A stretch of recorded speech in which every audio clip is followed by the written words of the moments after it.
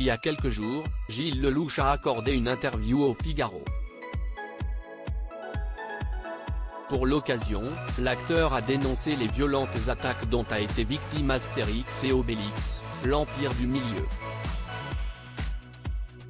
Des remarques qui ont énormément surpris l'interprète d'Obélix.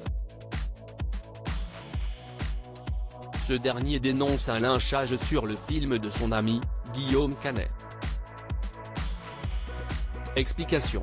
Le coup de gueule de Gilles Lellouche le 1er février dernier, est sorti le film Astérix et Obélix, l'Empire du Milieu.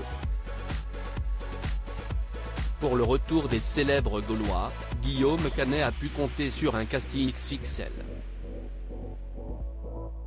Parmi les comédiens du long-métrage, on a pu retrouver Jonathan Cohen, Pierre Richard, Ramzy Bedia, Vincent Cassel, Marion Cotillard, Zlatan Ibrahimovic ou encore Gilles Lellouche. Si les spectateurs ont bel et bien été au rendez-vous, ils sont plus de 4,5 millions à avoir vu le film depuis sa sortie, la critique n'a pas été tendre avec le film. Et le moins qu'on puisse dire, si est que l'interprète d'Obélix ne digère pas ce déferlement. Dans un entretien accordé au Figaro, à l'occasion de la sortie du film Je verrai toujours vos visages, dans lequel il joue, Gilles Lellouche a évoqué son expérience dans Astérix. Il est également revenu sur les violentes critiques reçues par le film de son ami Guillaume Canet. Si pour lui, les films sont tous attaquables, les attaques personnelles sont honteuses. Il estime que les internautes sont allés beaucoup trop loin avec Guillaume Canet. Guillaume est un ami de très longue date. Quand je l'ai vu partir dans cette aventure, j'ai été fidèle. Je ne regrette absolument pas. La véhémence des gens sur le film m'a beaucoup étonné.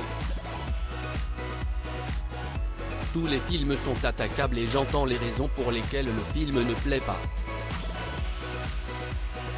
Mais les attaques personnelles sur un film familial, qui n'a rien d'un brûlot, qui n'a pas d'autre prétention que divertir le plus grand nombre, je ne les comprends pas. Gilles Lellouche. Pour le Figaro, l'acteur ne regrette pas d'avoir suivi Guillaume Canet. Gilles Lellouche semble regretter le temps où les réseaux sociaux et la surenchère d'outils pour donner son opinion sur tout et n'importe quoi n'existaient pas.